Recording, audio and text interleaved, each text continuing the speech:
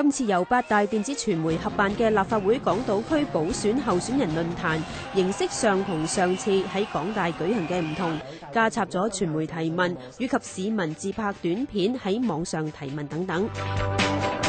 我淨係想問你哋3個問題。推翻獨裁政權嘅手段係賣國賊嚟同漢奸嘅喎，唔知你哋咁多位認唔認同？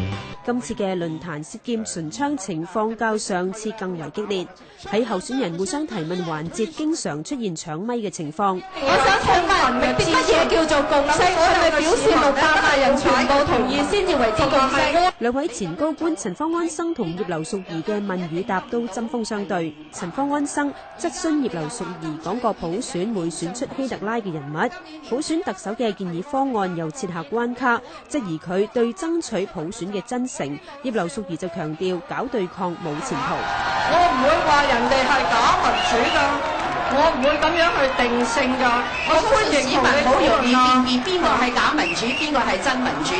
我諗能夠西方經濟就能夠促成係假民主，先至可以早日達成普選。搞對抗係冇前途㗎，冇人想搞對抗。我相信中央會發嘅想法係冇前嘅真正聲音。至於另一位候選人蔣志偉就質詢陳方安生當政務司長嘅時候冇勇氣接收佢嘅請願信，質疑陳方安生依家忽然關心民生。陳方安生就話喺政府工作時候制定好多政策都有幫助弱勢社群。喺我嘅政綱度，我亦都提出好多解決基層人士民間嘅疾苦嘅譬如話喺對長者對弱勢去做呢樣嘢，點解突然間去做咧？喺政府嗰時，政府釐定好多政策都係對付弱勢社群。